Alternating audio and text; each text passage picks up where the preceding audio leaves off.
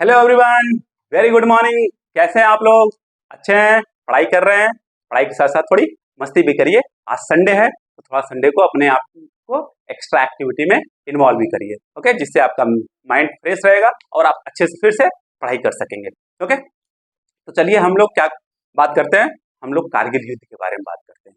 कारगिल युद्ध क्यों हुआ, उसके पीछे रीजन क्या है, उस पूरे बैकग्राउंड को जानते हैं और किस तरीके से इंडियन आर्मी, इंडियन एयरफोर्स और इंडियन नेवी ने एक साथ मिलकर पाकिस्तान को उसी के रचे हुए षड्यंत्र में हम लोग बुरी तरीके से पराजित करते हैं, बहुत ही बुरी तरीके से पराजित करते हैं। और इसी युद्ध में इंडियन आर्मी की वीरता दिखाई देती है। कितना वीर इंडियन आर्मी, हर जो जितने भी कंडीशन थे सब इंडियन आर्मी के अगेंस्ट था, उसके बावजूद भी इंडियन आर्मी पाकिस्तानी आर्मी को उसके हुए रचे हुए षड्यंत्र में बहुत ही बुरी तरीके से पराजित करते हैं और कुत्ते की तरह ओके धोते हैं अच्छे से। तो हम पूरा बैकग्राउंड को अच्छे से जानते हैं।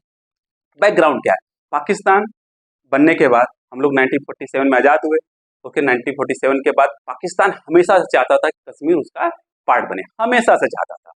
इसी कारण क्या हुआ, 1947 में ओके चुपके से एक दिन अटैक करता है और कश्मीर का कुछ पार्ट उसके पास चला जाता है, जिसको हम लोग क्या बोलते हैं, पाकिस्तान ऑक्यूपाइड कश्मीर। फिर उसके बाद क्या होता है, फिर युद्ध लड़ता है कश्मीर पाने के लिए ही, कश्मीर पाने के लिए ही युद्ध करता है 1965 में। और उस समय हम लोग बहुत ही बुरी तरीके से पाकिस्तान को हराते हैं। फिर 1971 में हम लोग क्या करते हैं, पाकिस्तान को दो भागों में विभाजित कर देते हैं। एक जो ईस्ट वाला पाकिस्तान है वो बांग्लादेश बन जाता है और वेस्ट वाला पाकिस्तान पाकिस्तान ही रहता है। उसके बाद पाकिस्तान और बखलाया जाता है। फिर 1998 में हम लोग 11 मई को न्यूक्लियर टेस्ट करते हैं। इसीलिए हम लोग क्या बनाते हैं, ओके टेक्नोलॉजी डे बनाते हैं, नेशनल टेक्नोलॉजी डे बनाते हैं 11 मई को। और nuclear test successfully nuclear test करते हैं और हम लोग न्यूक्लियर कंट्री बन जाते हैं। परमाणु टेस्ट करते हैं और हम लोग परमाणु कंट्री बन जाते हैं। उसके 2 वीक के अंदर ही पाकिस्तान भी न्यूक्लियर टेस्ट करता है और वो भी न्यूक्लियर कंट्री बन जाता है। अब दोनों कंट्री के बीच में पहले से ही टेंशन थी, अब दोनों कंट्री न्यूक्लियर कंट्री बन गए, अब दोनों के बीच में और टेंशन बढ़ गई। उसी दौरान 1998 में, सितंबर 1998 में पाकिस्तानी प्राइम मिनिस्टर और Indian prime minister Shri Atal Bihari Vajpayee New York में मिलते हैं। उसके बाद उन लोग टेंशन को कम करने के लिए मतलब आपस में बात करते हैं कि इंडिया और पाकिस्तान के लोगों के बीच में किस तरीके से कांटेक्ट बढ़ाया जाए, रिलेशन को अच्छा किया जाए। अब इसी के तहत 20 एंड 21 मई को क्या होता है, बस डिप्लोमेसी स्टार्ट होती है।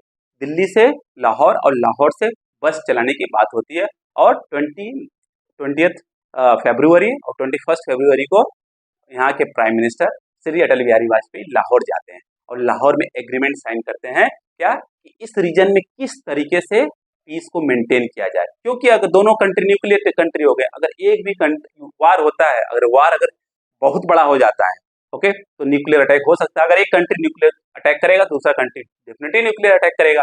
अब उस चक्कर में क्या होगा, पूरा रीजन खत्म हो जाएगा, पूरा रीजन खत्म हो जाएगा। इसलिए जो हमारे प्राइम मिनिस्टर थे बहुत दूरदर्शी थे, उनके मतलब बहुत दूर का देख सकते थे वो, तो इसलिए उन्होंने कहा है कि पीस ट्रीटी किया जाए, इस रीजन किस तरीके से पीस मेंटेन किया जाए। चलो बात हुई, एग्रीमेंट साइन हो गया, सब कुछ होने लगा। फिर क्या हुआ, शिमला एग्रीमेंट के तहत क्या था, शिमला एग्रीमेंट के तहत कि जो जब अक्टूबर से लेकर मई तक क्या होता है, कारगिल रीजन और जो सियाचिन का रीजन है वहाँ पे बहुत ज़्यादा कोल्ड पड़ता है, मतलब टेम्परेचर -35 -40 -45 तक पहुँच जाता है। इसलिए उस समय क्या होना चाहिए, दोनों सेनाएं पीछे हट जानी चाहिए, दोनों कंट्री की जो सेनाएं हैं उनको पीछे हट जाना चाहिए, तो पूरा रीजन क्या हो जाएगा, खाली हो जाएगा। तो दोनों ने किया, जब अक्टूबर का महीना आया तो दोनों खाली कर दिए। फिर उसके बाद क्या हुआ, पाकिस्तानी आर्मी धीरे धीरे वहां सोल्जर्स डिप्लॉय करना शुरू कर दिए। मतलब जो एग्रीमेंट था शिमला एग्रीमेंट, उसके अगेंस्ट में काम करने लगे। उसका चरित्र ही है, पाकिस्तान का तो चरित्र ही है पीठ में खंजर भोंकना, तो अपने चरित्र के अनुसार काम कर रहा था। परंतु हम लोग आराम से, कोई दिक्कत नहीं, हम लोग सोचते थे कि पाकिस्तान चलो करेगा, परंतु वो अपने चरित्र के कैसे छोड़ सकता है पाकिस्तान। तो 3 में लगभग लगभग लगभग लगभग 5000 सोल्जर्स को वहां पे डिप्लॉय कर दिया गया था और 140 से लेके 150 पोस्ट बना दिए गए थे। 140 से लेके 150 पोस्ट में 5000 पाकिस्तानी आर्मी आकर कारगिल में बैठ गई। और कारगिल क्या है देखोगा, 18,000 फीट हाइट पर है। कारगिल 18,000 फीट हाइट पर है। और कारगिल पर ही क्यों ऐसा हुआ उसके बारे में हम जानते हैं अच्छे से। तो उससे पहले क्या था, 3 मई को एक शेफर्ड मतलब चरवाहे का एक यॉक है वो खो गया। अब उसको खोजते खोजते वो बटालिक सेक्टर में चला गया। अब बटालिक सेक्टर में जब गया तो वो देखा कि बटालिक सेक्टर में जिस जगह पे दोनों आर्मी को नहीं होना चाहिए वहां पर पाकिस्तानी आर्मी पहले से ही खड़ी है। तब उसने नीचे आकर इंडियन आर्मी से बताया। ओके, अब देख हम जान जाते हैं, उसको बताने से पहले पूरा रीजन जान जाते हैं किस तरीके का मैप में बताते हैं, तब आपको अच्छे से समझ में आएगा। ओके, चलो देखते हैं, मैप पे अच्छे से आपको समझ में आएगा।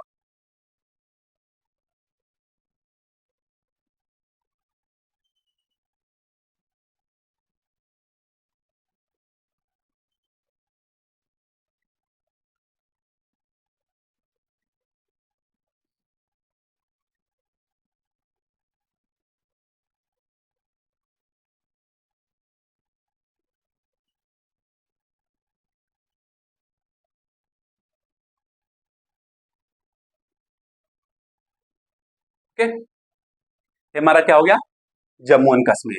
ओके, समझ में आ गया। और ये हमारा पार्ट क्या है, अब क्या पार्ट क्या है, लद्दाख का। उस समय की हम बात कर रहे हैं 1998 1999 की बात कर रहे हैं। ओके, उस समय क्या था, पूरा पूरा जम्मू एंड कश्मीर था। ओके, और ये पार्ट देखो 1947 1948 में ले लिया था। ओके, ये क्या है, पीओके, पाकिस्तान ऑक्यूपाइड कश्मीर है। और यह जो है पूरा हमारा एलओसी है। ओके, और यहाँ पे क्या है, सियाचिन है। ओके, और ये क्या है, यह वाला पार्ट, ये पूरा का पूरा जो लाइन है वो क्या है, एलओसी है, लाइन ऑफ कंट्रोल। इंडिया और पाकिस्तान का जो बॉर्डर है उसको लाइन ऑफ कंट्रोल बोलते हैं। और यहाँ पे हमारा क्या है, कारगिल है, जहां पर युद्ध हुआ था, हम जिसकी बात कर रहे हैं, हम किसकी बात कर रहे हैं, कारगिल वॉर की बात कर रहे हैं। ओके, अब यहाँ पे क्या है, कारगिल है, और यहाँ पे हमारा श्रीनगर है। ओके, और यहाँ पे हमारा लेह है, और ये पूरा माउंटेनियस रीजन है, ये पूरा माउंटेनियस रीजन है। यहाँ पे रोड कंस्ट्रक्ट करना एकदम नेक्स्ट टू इम्पॉसिबल, उस समय की बात कर रहे हैं, नेक्स्ट टू इम्पॉसिबल। यहाँ पे श्रीनगर है। ओके, अब क्वेश्चन है कि उस चरवाहे ने बटालिक सेक्टर में पाकिस्तानी आर्मी को देखा, तो क्या हुआ, और उसने नीचे आकर इंडियन आर्मी को बताया कि कुछ पाकिस्तानी आर्मी वहां पर है। तो इंडियन आर्मी को लगा कुछ समय बाद वो खाली कर देंगे, किसी कारण आए होंगे। फिर उसके बाद होता है 2 दिन बाद 5 मई को कुछ सोल्जर्स जो है, इंडियन सोल्जर्स, वो जाते हैं वहां पे पेट्रोलिंग के लिए। ओके, अब अचानक से उन पर हमला हो जाता है वहां पर। अब उसमें क्या होता है, हमारे 5 सोल्जर शहीद हो जाते हैं 5 मई को। ध्यान दीजिएगा, कितने को, 5 मई को 5 सोल्जर शहीद हो जाते हैं, 5 मई 1999 को। ओके, 5 सोल्जर शहीद हो जाते हैं। फिर उसके बाद क्या होता है, 9th मई को जो कारगिल का मेन सेंटर है, ओके, जहां पे इंडियन आर्मी का आर्म्स एंड वेपन्स था, कुछ हथियार थे, वहां पर अटैक कर देता है। ओके, 9th मई को द मेन सेंटर पर अटैक करता है पाकिस्तान। और क्या होता है, लगभग 130 करोड़ के जो आर्म्स और वेपन्स है इंडियन आर्मी के, डिस्ट्रॉय हो जाते हैं 9th मई को। फिर उसी को देखकर अब इंडियन आर्मी चौकन्ना हो जाती है। अब उसके बाद क्या होता है, अब वो अपना काम करना शुरू कर देती है, अपने आप को रेडी करना शुरू कर देती है, और 19 मई को ऑपरेशन विजय लॉन्च करती है। ऑपरेशन विजय का मतलब क्या था, किसी भी तरीके से पाकिस्तान से उस सभी पोस्ट को छीन लेना, जो हमारा पोस्ट था, उस सभी जमीनों को छीन लेना और पाकिस्तान को वहां से खदेड़ कर भगा देना। तो 19 मई को ऑपरेशन विजय लॉन्च होता है, ऑपरेशन विजय लॉन्च होता है। ओके, अब प्रॉब्लम क्या होती है, अब जो कारगिल, अब हमारी जो सेना है वो नीचे है, और जो पाकिस्तानी आर्मी ऑलरेडी जो है वो ऊपर है। कितना ऊपर है, 18,000 फीट ऊपर है। अब एक क्वेश्चन आता है कि पाकिस्तानी सेना ने कारगिल को ही क्यों अटैक किया, कारगिल पे ही अपना बेस क्यों बनाया, क्योंकि ये एरिया ऐसा है, देखो यह है श्रीनगर, यह है लेह, अब इसको जोड़ने वाली है NH1 नेशनल हाईवे 1, और यहीं से जाता है सियाचिन के पास। अगर कारगिल पे पूरा कैप्चर कर लिया तो क्या होगा, यहां से डायरेक्ट क्या करेंगे, NH1 को ध्वस्त कर देंगे, क्योंकि NH1 ही था जो कि भारत के अदर पार्ट को लेह से और सियाचिन से जोड़ता था, क्योंकि ये पूरा का पूरा रीजन माउंटेनियस एरिया है, तो कोई रोड था ही नहीं, केवल एक ही रोड था, कौन सा? National highway 1। इसीलिए पाकिस्तानियों ने क्या किया, वह कारगिल को ही कैप्चर कर लिया। क्यों कैप्चर कर लिया? क्योंकि हमारी सेनाएं शिमला एग्रीमेंट के तहत वहां से हट गई थी, तो चोरी से, धूर्तता से पाकिस्तानी आर्मी वहां पर जाकर बैठ गई थी। अब हमारी सोल्जर्स लगभग 18,000 फीट नीचे हैं, उनके सोल्जर 18,000 फीट ऊपर है। अब 18,000 वहां से हर एक लोकेशन उनको दिखता था। वहां से अगर पत्थर भी मारते थे, इतनी स्पीड में लगता था जितनी स्पीड में गोली लगती थी। समझ में नहीं समझ में? इसलिए उनके पास तो हर एक एडवांटेज था, हमारे पास एडवांटेज नहीं था। पर ऑपरेशन विजय लॉन्च होता है, सबने मान लिया था कि इस बार इंडियन आर्मी जीतने वाली नहीं है। पाकिस्तानी आर्मी स्टार्टिंग से खुशियां मनाने लगी थी। क्यों मनाने लगी थी? उनको पता था वॉर का रूल है, अगर कोई युद्ध, एक दो कंट्री के बीच में युद्ध हो रहा है और एक कंट्री ऊंचाई पर है और एक कंट्री नीचे है, तो ऊंचाई वाली कंट्री को जीतने के चांस 100% है। परंतु जब इंडियन आर्मी आती है तो ये सब जो कंडीशन होते हैं सब फेल हो जाते हैं, कोई मतलब नहीं। आप 18,000 फीट पे हो, वो 36,000 फीट पे हो, इधर क्या है? इंडियन आर्मी है, हर चीज से लड़ने के लिए, हर कंडीशन से लड़ने के लिए तैयार रहती है। फिर क्या होता है, पर कोई भी मूवमेंट अगर इंडियन आर्मी करती थी तो वहां से पाकिस्तानी आर्मी देख लेती थी। क्यों? क्योंकि ऊंचाई पे थे।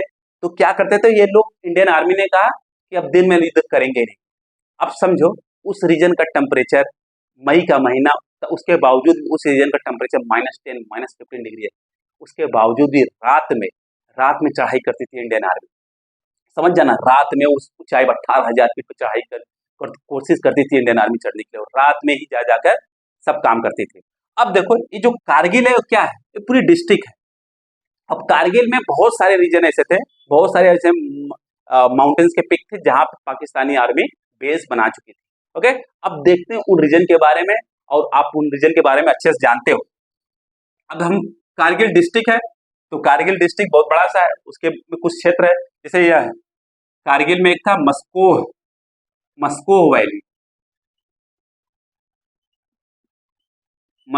वैली। उसके बाद यहाँ पे था ड्रास सेक्टर के बारे में आप लोग बहुत सुने हो, बहुत मूवी देखे हो आप लोग। ड्रास सेक्टर, और ड्रास सेक्टर में ही थी टोलोलिंग, टाइगर हिल, ओके, 0.4590, 0.5140, ये हिल्स, मतलब इंडियन आर्मी क्या थी, वह जो हिल्स होते हैं ना, जो पर्वत होते, चोटी होते हैं, उनके नाम दे देती थी पॉइंट वाइज, जैसे 0.4590, 0.5140, इस तरीके से टाइगर हिल, इसी ड्रास सेक्टर में अभी देखते हैं हम लोग। फिर उसके बाद क्या था, काक्सर, यहाँ पर भी पूरा पाकिस्तानी आर्मी ने कब्जा कर लिया था। फिर उसके बाद क्या था हमारा, बटालिक सेक्टर, जहां पर उस चरवाहे ने देखा था पाकिस्तानी आर्मी को। ओके, अब यही रीजन जो था बहुत खतरनाक, पूरा पाकिस्तानी आर्मी के भी पास था। अब पाकिस्तानी आर्मी का बस एक ही सपना था, क्या सपना था? किसी भी तरीके से इंडिया को घुटने पे ला देना कश्मीर के मुद्दे पर। कैसे? अगर क्या करें, NH1 को कट कर दिया जाए, अगर NH1 को कट कर दिया जाए तो इंडिया का जो कनेक्शन है सियाचिन से पूरा क्ट जाएगा, तो पाकिस्तान के हाथ में आ जाएगा सियाचिन। अगर सियाचिन आ जाएगा, सियाचिन के मुद्दे पर पाकिस्तान जो है इंडिया से बात करेगा। ओके, क्योंकि सियाचिन ऐसा है, one of the highest peak है, वहां से इंडिया के हर जगह पर अटैक किया जा सकता है, हर क्षेत्र पर अटैक किया जा सकता है, इसलिए इंडिया उसको छोड़ नहीं सकता, बिल्कुल नहीं छोड़ सकता था। तो अब पाकिस्तान का ड्रीम तो यही था कि इंडियन आर्मी पीछे हो जाएगी, कोई दिक्कत नहीं। ओके, तो अब हुआ क्या, इसको आप लोग नोट डाउन कर लीजिए,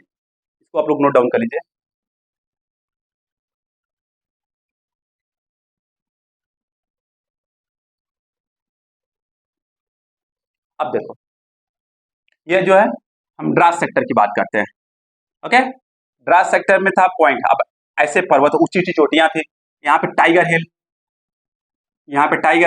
अब यहाँ पे अपना पॉइंट है, यहाँ पे तोलोलिन, अब यहाँ पे क्या है, 0.4590, और ये हिल कौन सा है, टाइगर हिल है।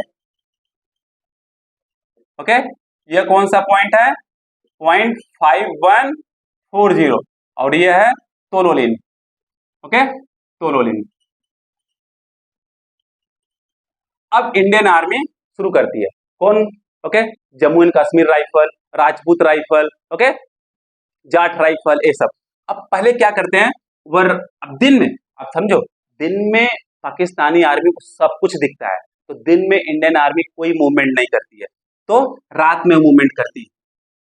रात में मूवमेंट करने के बाद क्या था, वह तोलोलिन पे पहुंचती है और उसके बाद तोलोलिन को कब्जा कर लेती है। अब पर क्या प्रॉब्लम था, जब तोलोलिन पर कब्जा कर रहे थे तो उस समय टाइगर हिल इतनी ऊंचाई पर, वहां से यहाँ पर भी अटैक हो सकता था और यहाँ पर भी अटैक हो सकता था। इसी कारण हमारे बहुत सारे सोल्जर्स शहीद हुए, पर उसके बावजूद भी इंडियन आर्मी जो है तोलोलिन को कैप्चर कर लेती है। अब तोलोलिन को कैप्चर करने के बाद क्या करती है, ओके, 0.5140 की तरफ चलती है, तो 0.5140 को कैप्चर करती है। उसके बाद ओके, राजपूताना राइफल में, जम्मू कश्मीर राइफल में कौन थे, विक्रम बत्रा, वहां पे नहीं रुकते हैं, वो बोलते हैं दिल मांगे मोर, जब तक टाइगर हिल को कैप्चर नहीं कर लेंगे तब तक नहीं रुकने वाले हैं। ओके, तो टाइगर हिल बहुत ऊंचाई पर है, टाइगर हिल को कैप्चर करना नामुमकिन तरीका था एक तरीके से, क्योंकि अगर आप एक तरफ से अटैक करते हो, ओके, तो उनकी उतनी चोटी पर है, वो उतनी हाइट पर है, तो वहां से वो डायरेक्ट आपको देखकर वहां पर अटैक कर सकते थे। तो इंडियन आर्मी ने क्या योजना बनाया, इंडियन आर्मी ने 3 साइड से, ओके, टाइगर इधर से और इधर से, तीनों साइड से क्या करें, अटैक किए। अब उसके बाद जो है टाइगर को कैप्चर करते हैं, और इस पॉइंट को तो पहले ही कैप्चर कर लिए होते हैं। समझ में आ गया। अब उसी दौरान इंडियन एयरफोर्स, ओके, अब इंडियन एयरफोर्स अपना ऑपरेशन लॉन्च करती है। ओके, उस ऑपरेशन का नाम था ऑपरेशन सफेद सागर, ऑपरेशन सफेद सागर।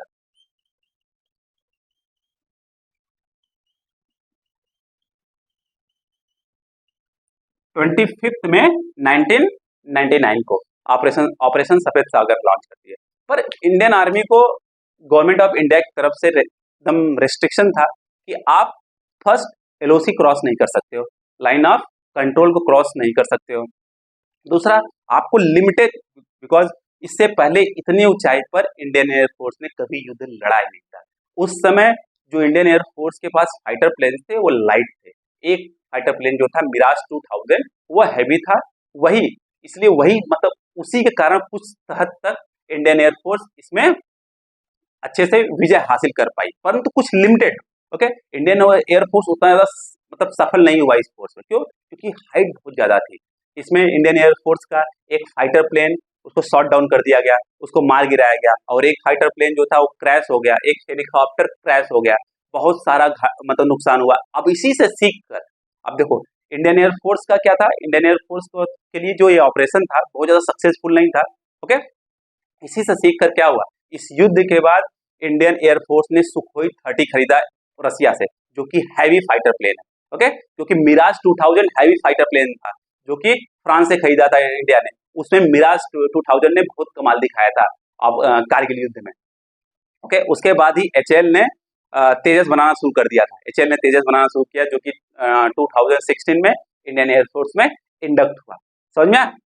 अब उसके बाद क्या हुआ, अब इंडियन नेवी ने भी एक ऑपरेशन लॉन्च किया, क्योंकि अब इंडियन एयरफोर्स, इंडियन आर्मी और इंडियन नेवी चारों तरफ से घेरना चाहती थी, चारों तरफ से पाकिस्तान को घेरना चाहती थी। अब इंडियन नेवी जाकर अपनी पूरी शिप को कहां खड़ा कर दिया, अरेबियन सी में। पाकिस्तानी नेवी को और पाकिस्तान के जो ट्रेड वाले शिप थे उनको मूव करने ही नहीं दिया। अब एक समय ऐसा आया था कि पाकिस्तानी नेवी के पास केवल 4 से 5 दिन का फ्यूल बचा हुआ था। अब उनको टेंशन सताने लगी कि अगर यह युद्ध कंटिन्यूअस चलता रहेगा आगे तक तो क्या होगा, हमारे पास तो तेल ही नहीं बचेगा, हमारा पूरा कंट्री ठप हो जाएगा, तो फिर करेंगे क्या। ओके, यहाँ से यह दिखाता है कि जो इंडियन आर्मी, इंडियन एयरफोर्स और इंडियन नेवी के तालमेल के कारण ही पूरा हम लोग ने कारगिल वॉर जीता था, कारगिल युद्ध जीता था। और कारगिल युद्ध में इजराइल ने हम लोगों को बहुत सपोर्ट किया था, बहुत सारे मिसाइल दिए थे। अब प्रॉब्लम क्या थी, नीचे से हम लोग नीचे थे, हम लोगों को अटैक कर रहा था कहां पर, चोटी पर। हम लोगों के पास एग्जैक्ट लोकेशन नहीं था। अब एग्जैक्ट लोकेशन नहीं था, पर एग्जैक्ट लोकेशन चाहिए था। तो फिर हम लोग क्या किए, हम लोग ने यूएस से मांगा क्या, GPS system, okay, global positioning system.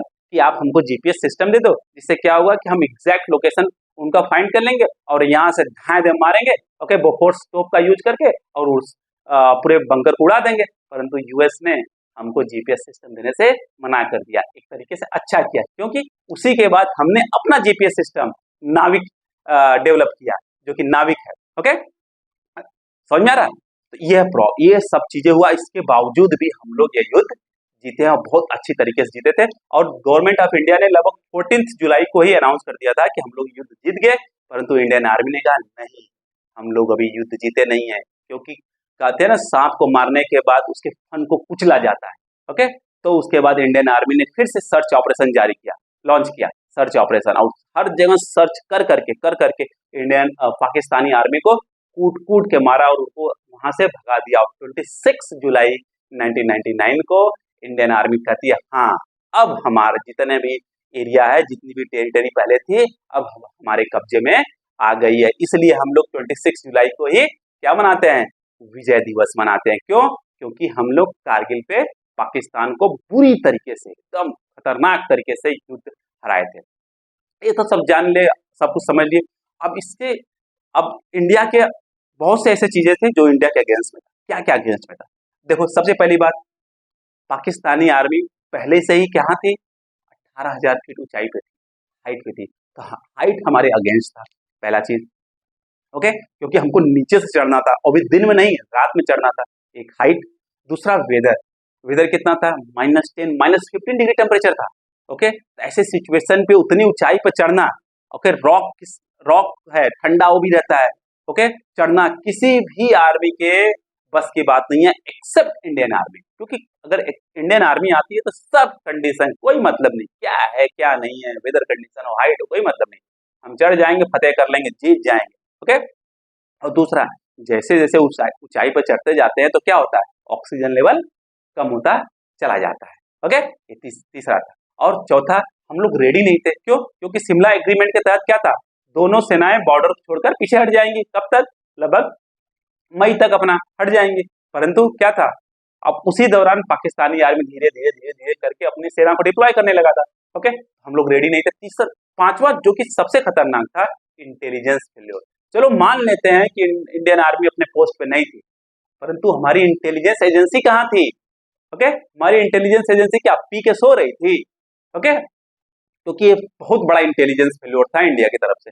अगर आप 5,000 सोल्जर्स पाकिस्तानी आकर बॉर्डर लाइन पे बैठ जा रहे हैं और आप लोग कुछ को आपको पता ही नहीं है। आपको तो इतना पता होना चाहिए कि अगर एक चिड़िया भी वहां से उड़े तो आपको पता हो जाना चाहिए, हाँ, एक चिड़िया उड़ी है, वो चिड़िया नर है या मादा, उसको आपको पता होना चाहिए। ये होना चाहिए इंटेलिजेंस। पर ये हमारा बहुत बड़ा फेल्योर था। ये सब चीज हमारे अगेंस्ट में था, उसके बावजूद भी हमारी तीनों सेनाओं की एकजुटता के कारण और इंडियन आर्मी की वीरता के कारण, जो सोल्जर्स उनकी वीरता के कारण हमने युद्ध जीत लिया। अब पाकिस्तान की तरफ देखते हैं पाकिस्तान क्या करना चाहता था। ओके, पहली बात, पाकिस्तान ने जो शिमला एग्रीमेंट था उसको तोड़ा था। इस कारण से पूरे वर्ल्ड में उसकी थूथू हुई, बड़ी बेइज्जती हुई उसकी, उसको मुंह की खानी पड़ी हर जगह। दूसरा, पाकिस्तान कश्मीर के इशू को इंटरनेशनलाइज करना चाहता था, कि कश्मीर का इशू जो है पूरे विश्व में फैले और वो बता सके लोगों से कि इंडिया कितना टॉर्चर कर रहा है कश्मीरियों पर। परंतु उसमें भी वो फेल्योर हो गया। और G8 कंट्री, जो G8 कंट्री है, उन्होंने इंडिया का सपोर्ट किया। इवन एशियन कंट्री भी इंडिया का सपोर्ट किया। यहाँ तक कि जो चाइना है, न तो पाकिस्तान का सपोर्ट किया, न तो इंडिया को सपोर्ट किया। उसने कहा इन दोनों लोगों को बैठकर बात करनी चाहिए और जो मामला चल रहा है, युद्ध चल रहा है, उसको सुलझाना चाहिए, क्योंकि यह सही बात नहीं है। अब और क्या हो नेक्स्ट, पाकिस्तानी आर्मी बहुत ज्यादा वीक पड़ गई। पाकिस्तानी आर्मी बहुत ज्यादा वीक पड़ गई, उसकी इकोनॉमी एक तरीके से ठप हो गई। समझ में आ गया? और उस समय पाकिस्तानी जनरल कौन थे? जनरल परवेज मुशर्रफ। ओके, और पाकिस्तानी पीएम कौन थे? नवाज शरीफ। हमारे पीएम कौन थे? श्री अटल बिहारी वाजपेयी। बात समझ में आ गई? अब इन बहुत सारी चीजें थी जो हमारे अगेंस्ट में, उसके बावजूद हमने युद्ध जीता। और ध्यान देना, क्या क्या हमने मजबूत किया, अपनी इंडियन नेवी मजबूत की। उस समय हमको रियलाइज हुआ कि इंडियन नेवी का वैल्यू है क्या, तो इंडियन नेवी को और हम लोगों ने मजबूत किया। और 2013 में INS विक्रमादित्य, ओके, जो एयरक्राफ्ट कैरियर, उसको इंडक्ट किया। और 22 में हम लोगों ने क्या इंडक्ट किया, INS विक्रांत इंडक्ट किया। अब 2030 में क्या करेंगे, INS विशाल इंडक्ट करेंगे, क्योंकि हम लोग समझ चुके हैं कि इंडियन नेवी की वैल्यू क्या है। और इंडियन एयरफोर्स उस समय क्या था, लाइटर एयरक्राफ्ट यूज करता था। अब उसके बाद हम लोगों ने क्या किया, कोई 35 किया, खरीदा, और तेजस बनाया, और अब क्या खरीदा हम लोगों ने, राफेल खरीदा, जो कि उस ऊंचाई पर आराम से जाकर आराम से युद्ध कर सकती है। और इंडियन जो आर्मी है वो अपनी सेनाओं को और अच्छे से ट्रेनिंग दिया कि इस क्षेत्र में अगर कोई और युद्ध हो सके हो भविष्य में, तो उसको कैसे जीता जा सके। इसलिए रिसेंटली क्या हुआ, रिसेंटली हम लोगों ने टैंक रिपेयर फैसिलिटी लद्दाख में स्टैब्लिश किया, इंडिया चाइना बॉर्डर पे। समझ में आ गया? तो आप समझ गए क्यों कारगिल कैप्चर किया था पाकिस्तान, क्योंकि वो सियाचिन को काटना चाहता था भारत से, और कश्मीर के इशू पे भारत को घुटने पे लाना चाहता था, पर घुटने पे वो खुद आ गया। उसका सपना हमेशा से था कश्मीर को कब्जा करना, पर हर बार उसको मुंह खाना पड़ता है, क्योंकि इंडियन आर्मी के आगे पूरी दुनिया की आर्मी है। ओके, ये था हमारा कारगिल। इसीलिए हम 26 जुलाई को ही क्या मनाते हैं, विजय दिवस मनाते हैं। और हमको क्या होना चाहिए, हमारी तीनों सेनाओं पे प्राउड होना चाहिए, हमारे इंडियन आर्मी पे प्राउड होना चाहिए। जितना भी प्राउड करो उतना ही कम है, क्योंकि वो दिन रात जग के -45 -40 डिग्री टेम्परेचर पर खड़े रहते हैं और हम लोगों को प्रोटेक्ट करते हैं। और हम आपको यहाँ पे पढ़ा पा रहे हैं और आप अच्छे से पढ़ पा रहे हैं, क्योंकि वो हमारे लिए सिक्योरिटी देते हैं। समझ में आए? ओके, तो आपको अगर लेक्चर पसंद आया हो तो प्लीज ओके इसको लाइक करिएगा, शेयर करिएगा, सब्सक्राइब करिएगा, और बेल आइकन दबाना मत भूलिएगा। ओके, ऐसे इंटरेस्टिंग वीडियो अगर आपको चाहिए तो प्लीज शेयर जरूर करिएगा, लाइक करिएगा। Okay, bye bye, take care, पढ़ते रहिएगा।